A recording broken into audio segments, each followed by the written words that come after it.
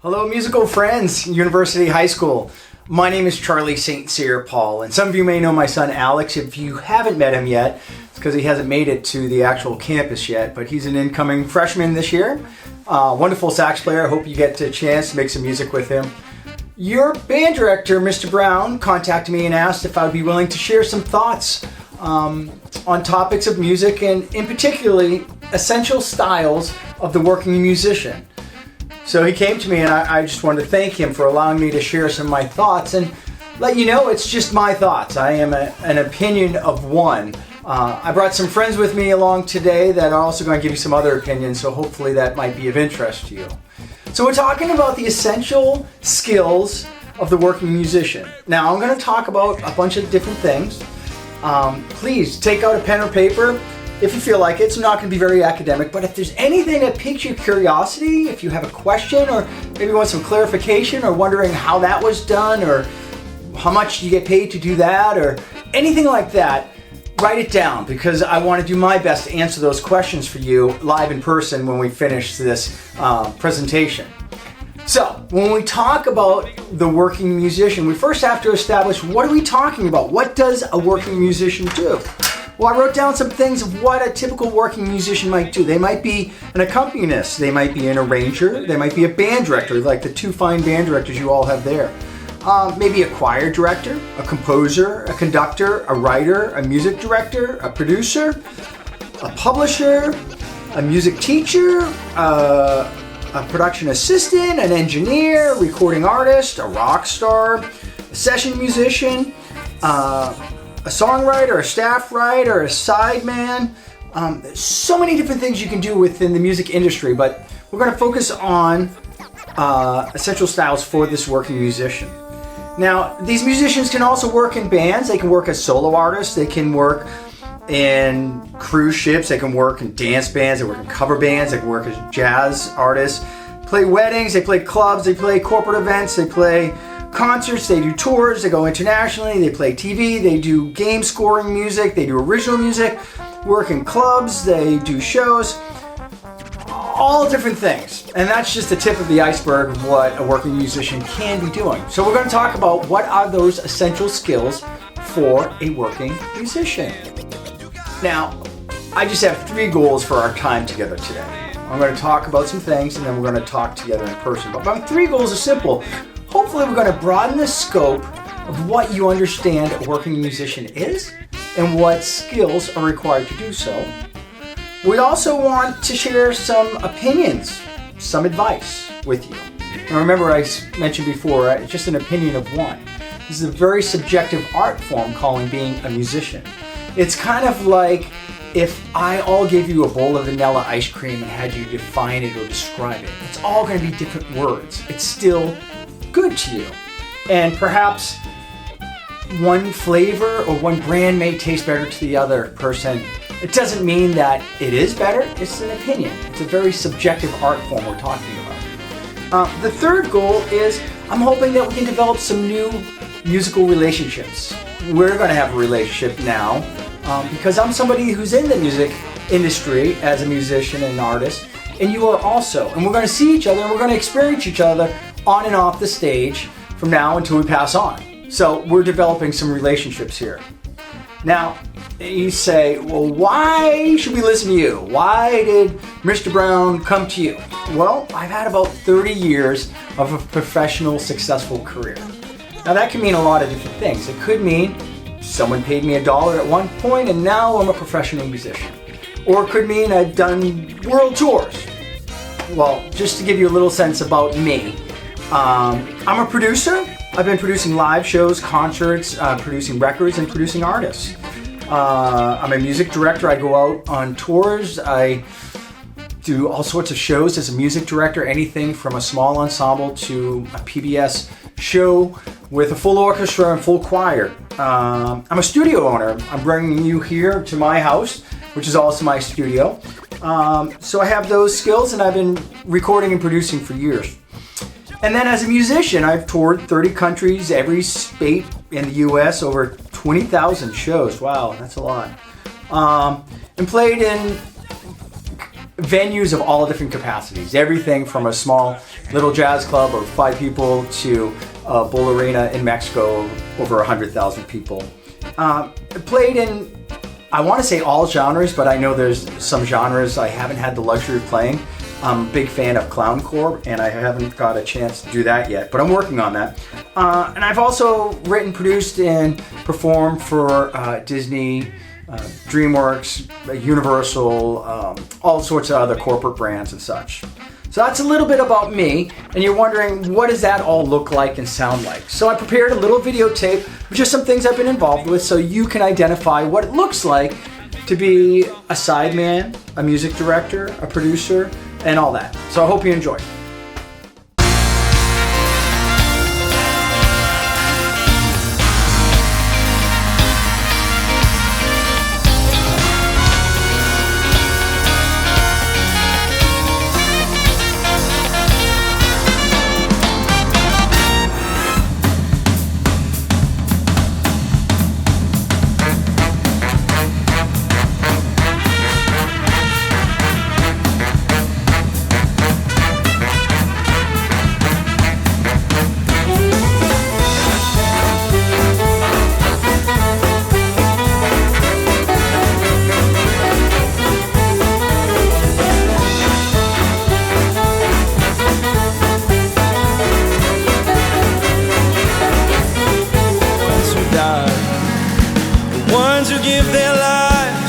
So we don't have to sacrifice all the things we love, like our chicken fried and cold beer on a Friday night, a pair of jeans that fit just right, and the radio.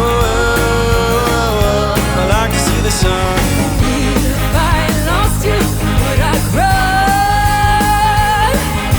Oh, how I love you, baby, baby, baby, baby.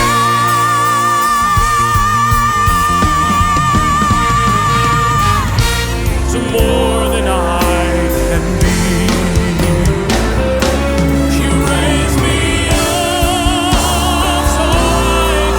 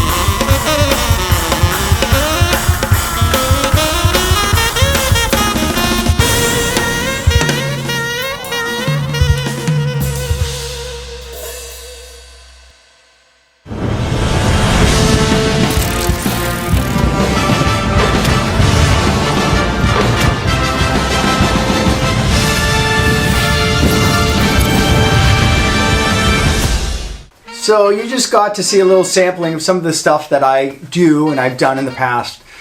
The thing we have to realize that music is so much greater and broader than maybe a marching band or a jazz band or a concert band.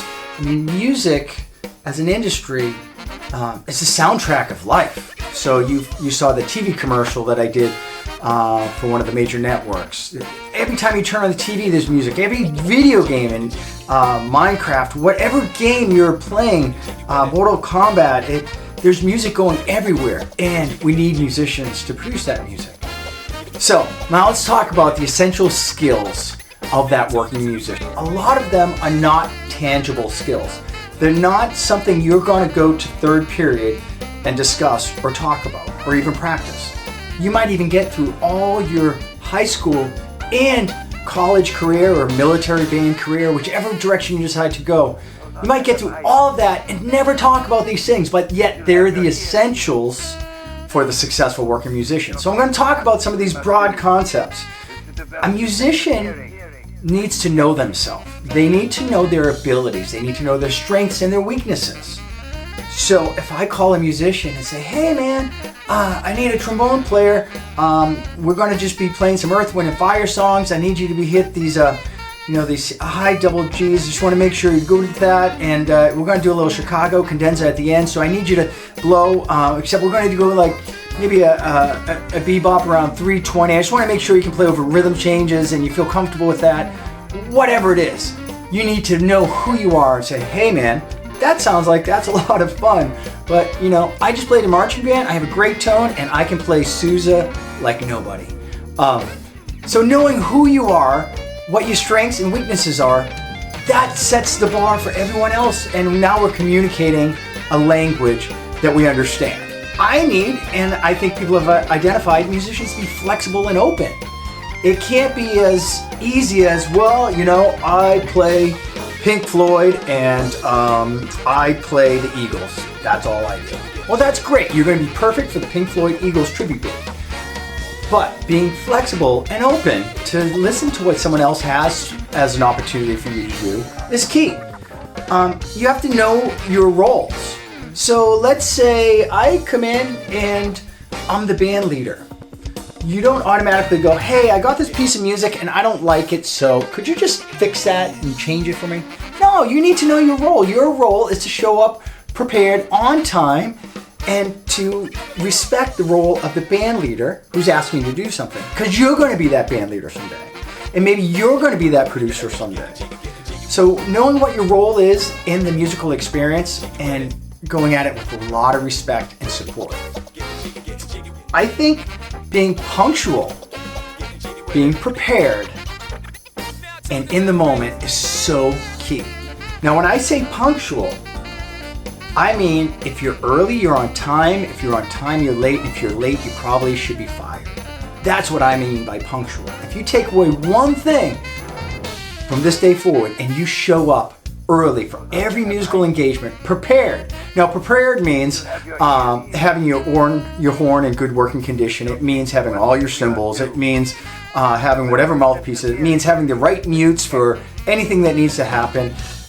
It means having your music prepared, organized, in show order, in rehearsal order, in run-through order. Show up at the rehearsal ready to run through, not rehearse, not your practice time, to run through. And be early, and then the best part is have fun, have a great attitude. Now you'll hear from some of my other peers and contemporaries, they're going to talk about this attitude because it's so important. Greeting people with a smile, with the joy to be there. Because when you get together and play with new musicians or a new opportunity, you might be nervous. Well, guess what? Other people are too. So if everyone comes prepared, everyone shows up on time, and everyone has a great attitude, I can assure you, all the BS gets put aside and you make music. Which brings me to my final point in this section, is be in the moment. Be coherent, be in the moment to celebrate the music you're celebrating, to communicate the music you're communicating, and doing your job the way you are asked to do, because it becomes a respect for all the other musicians, you respect each other by being prepared. And have fun. Oh my gosh. What else are we here to? Music is a language that excites us emotionally. So have fun with it. And that fun is going to be infectious to the people around you. Now I'm going to let some of my friends chat with you. Now these are just people that I've interacted with this week, that I shared what I was doing for University High School, and they said, hey, I would love to share some information that I wish I would have known, or I wish I would have heard when I was in high school. So listen up, you're going to enjoy this. Now here's my good friend Ruth, who just finished recording her 4th CD here at my studio. She is an acclaimed singer-songwriter in the blues genre. See what she has to say about what she looks for in musicians.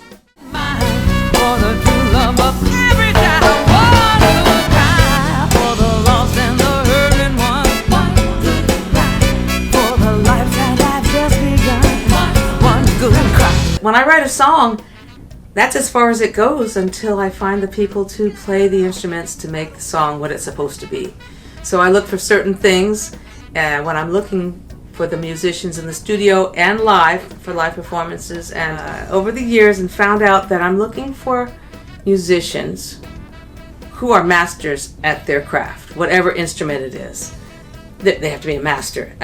There's a certain genius that goes along with the technical expertise. You have to have that talent to start with, and then you have to have developed it. But I'm always looking for one particular quality, and I don't know if this will make sense when I say it, but I'm looking for musicians who are playing for the song and not their peers. There are the best musicians in the world who can dance circles around each other, and it's almost like a wonderful game to make sure you can play better than the next person. But what I'm looking for is the person who is not into that game, who's basically there for the song itself and the integrity of the actual production or performance. That's what I bring to your picture. I wish you the best. Next, I want to introduce you to a good friend of mine. His name is Cyr-Paul, and he is an amazing jazz trombonist as well as a true entertainer who's embraced so many of the things that we talked about. See what he has to share.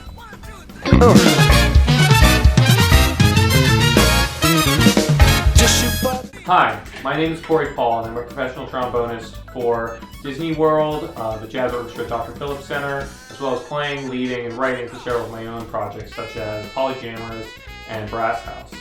Now, what are some essential skills that you can be focused on while you're in high school? Well, as a player and an arranger, I think both of those are things I'm good at talking about. So let's talk about playing-wise. All County and All State are both amazing tools for you.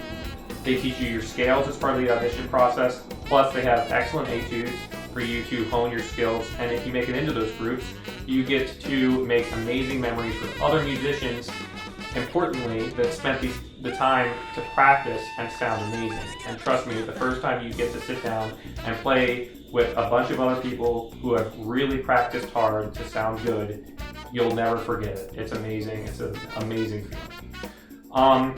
Another way to practice and have fun doing it is during the solo and ensemble season, I would choose a solo a full year in advance. So solo and ensemble 2019 ended, I'm picking a solo for 2020 the next day.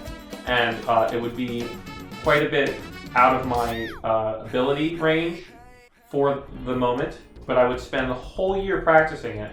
And it would often be a solo that I thought was really cool and I wanted to be able to play it, and by the next year I would be able to play it, and I would have improved so much from just practicing that one thing.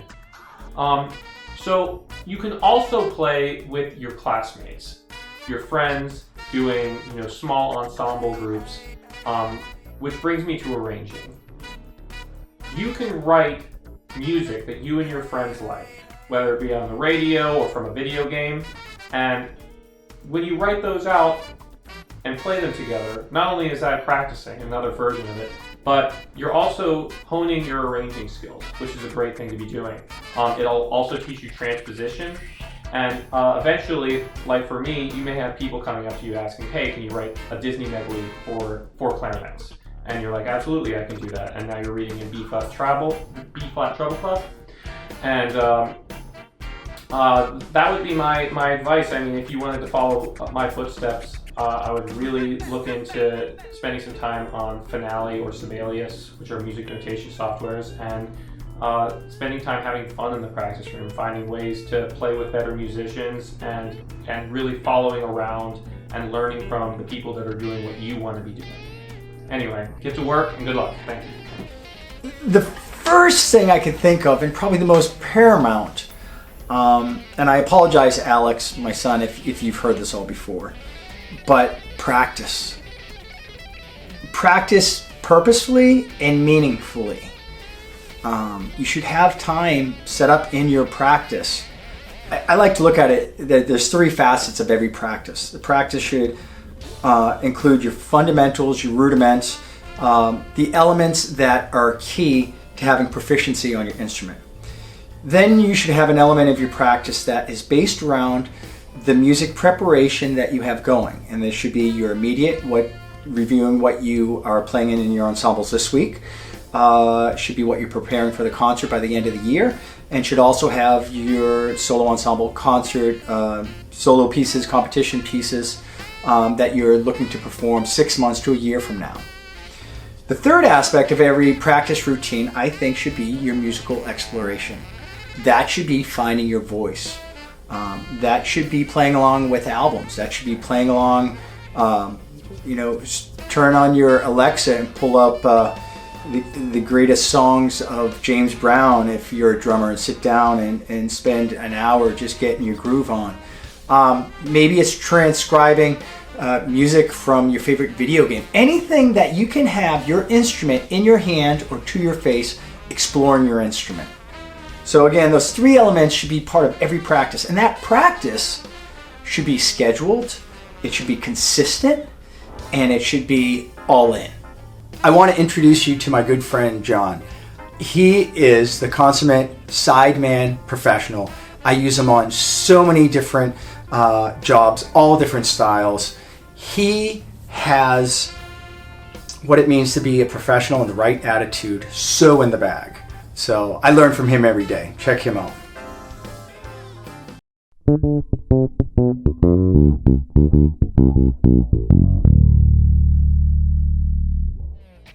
Hi there.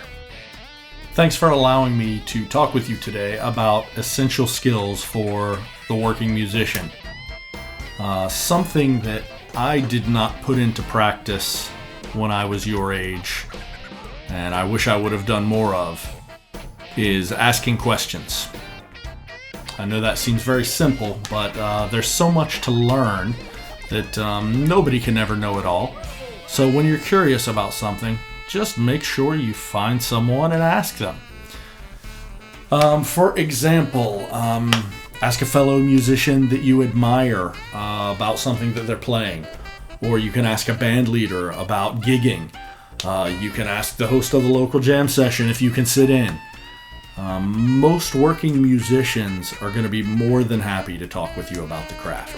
Now, I realize there's a wealth of information online, but nothing really compares to what you can learn from asking someone who's been there.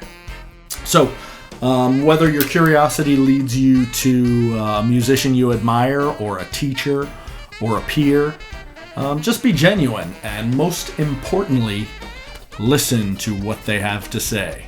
That goes for On the Bandstand as well.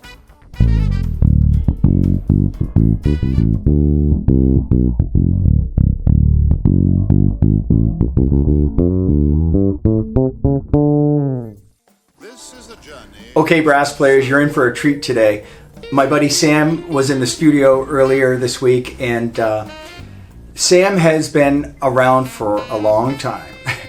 And he's been with Disney for probably since the day they opened up, and has been so integral in making their music program a success. And he's really worked with some of the best in the world. So check out what my buddy Sam has to share.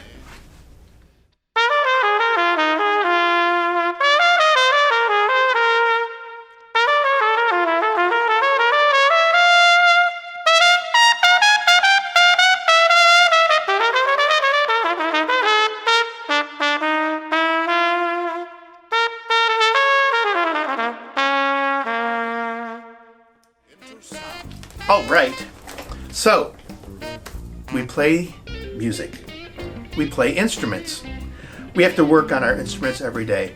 For me, one of the most important things is just really working on the fundamentals. And what does that mean? Fundamentals are doing the things that allow us to most efficiently produce the tone on our instrument and play with a pleasing musical tone to ourselves. So by working on that every day as a starting point, being able to play connected, playing soft, trumpet, for as an example, is an easy instrument to play loud, and many times we're required to play loud. But sometimes if you don't practice really soft, it can be challenging. So I try to include that at the beginning of my play every day. My practicing, I work on trying to play efficiently with a clean, pure sound, which leads to being able to play more well in tune.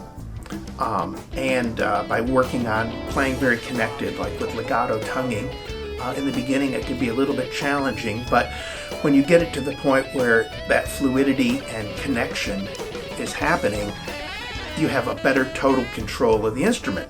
And that isn't, that's not the only thing that we do, but by working on that and having that under control, it makes everything else that we have to do much easier, because we have a broad spectrum of expression and control, from completely connected to being able to put space in between the notes, and then controlling the amount of attack or front on the notes.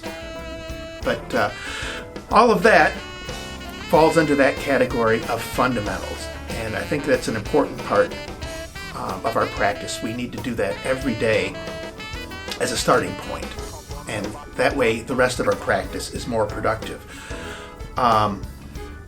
Doing that allows us to play more effectively with other musicians, because then we can easily adjust intonation, dynamics, and style. So having the control of our fundamentals eventually allows us to then be more convincing with the different styles that we play. The most effective way to really improve our concept of playing stylistically is to listen to a lot of different types of music. And I guess that brings us to the point or concept of active listening. We can't just be having it on in the background while we're doing other things. That is passive listening, and it's almost detrimental. I think it's really important to find time for active listening every day for different styles of music, and really, really getting into listening deeply to that music. Doing that will give you a better understanding of the language, and the styles are different dialects of the different types of language of music, and that way when you're in a playing situation, when you're playing with other musicians, you can really identify and be aware of those different styles. Doing that allows you to play more convincingly, and then the other people around you will likewise be able to play better. Fundamentals, style, and then working on playing in tune and in style. This next cat is a good buddy of mine. His name is Kyle Mattingly, and he has been accompanist and support staff to the Stars, as well as an amazing arranger, producer, and music director himself. I've learned so much from him, and hopefully you'll enjoy this clip from him. Hey, my name is Kyle. I've been a musician for about 20 years, and I've gotten paid to play music with awesome musicians and to travel the world and have a good time. And a couple things that I've learned along the way are show up on time, be nice, and be awesome. The first one, show up on time. If you're not there at the actual gig, it doesn't matter how good you are. If you're not there on time, or if you can't get your work done on time, if somebody hires you to record something or to do something, if you can't turn that project in on time, nobody's going to hire you ever again to do anything. You have to be on time. The second thing is be nice. Music is supposed to be fun. If you're not having fun, and if the other people around you aren't having fun, again, they'll hire somebody else. It's just that simple. But if you're having a good time and you're nice to the people around you, the gigs will keep on coming in. And the last thing is just to be awesome. Whatever it is that you do, whether it's a musician or whether you're a singer or whether you mix sound or whether you make beats or whatever it is that you do, be as good at it as you possibly can. Find as many opportunities as you can to get better and practice, practice, practice. So show up on time, be nice, and be awesome. You're going to love this guy. His name is Alain Burdett, and he has been with Cirque du Soleil for over 17 years. He was the saxophone player in La Nuba here in Orlando, also the assistant music director. Truly a world-class musician, performer at the highest level. This is Alain Burdett.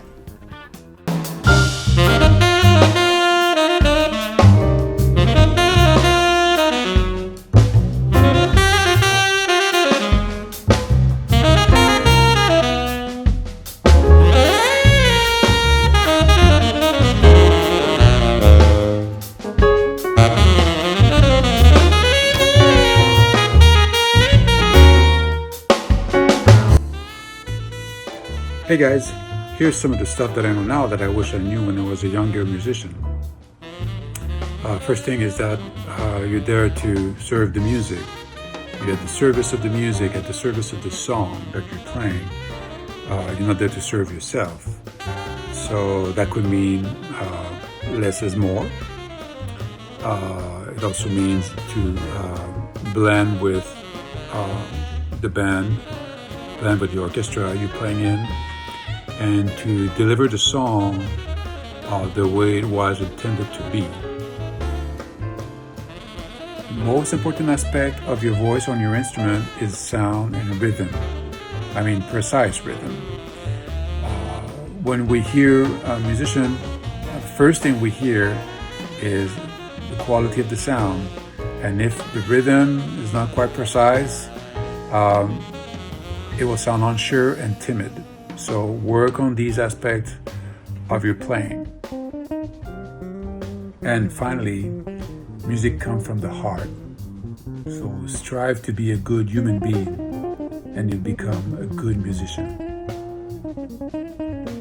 Now this next cat, I have the privilege and honor of calling a knucklehead, because he really is. He's my brother, and when we talk about musical mentors and people that have influenced us as artists, my brother John really set the groundwork for everything I've done and everything I've been able to do. Now he has a pretty thick accent, but I think you'll enjoy what he has to share.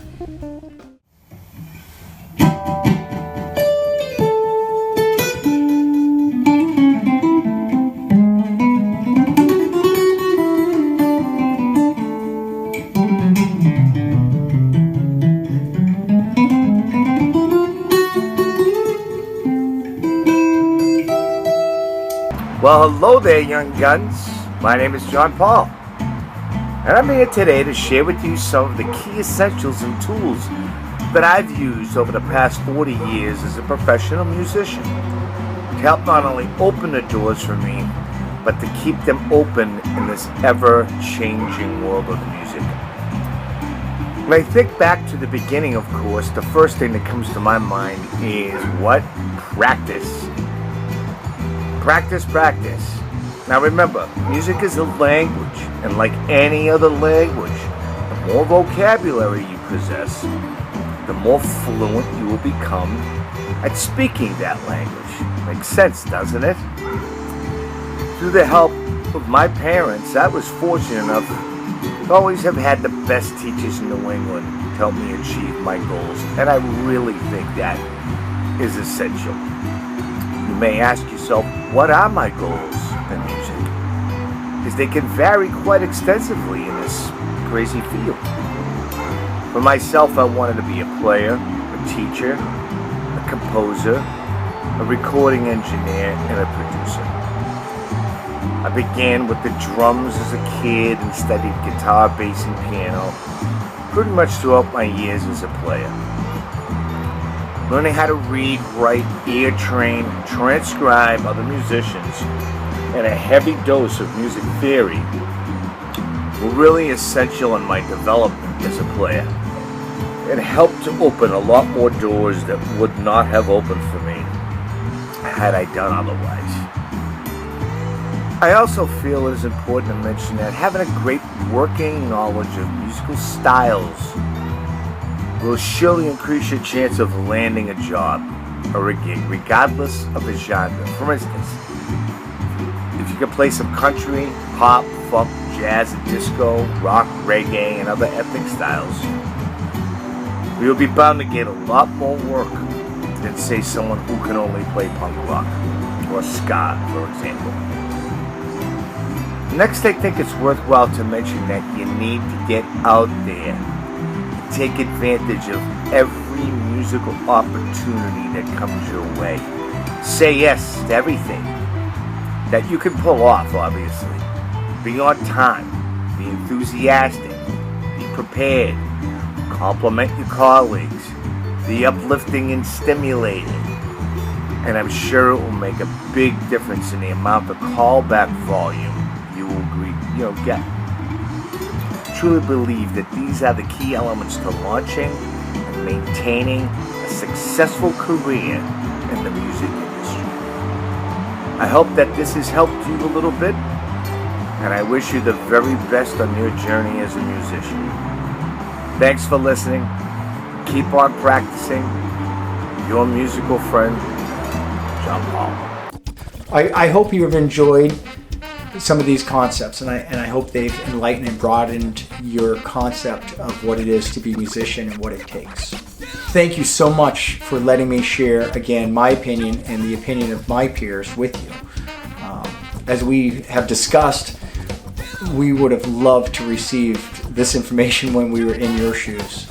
More than anything, myself and my musical peers believe that having fun is the key to all of this. I really look forward to meeting you, chatting with you, and hopefully making music together.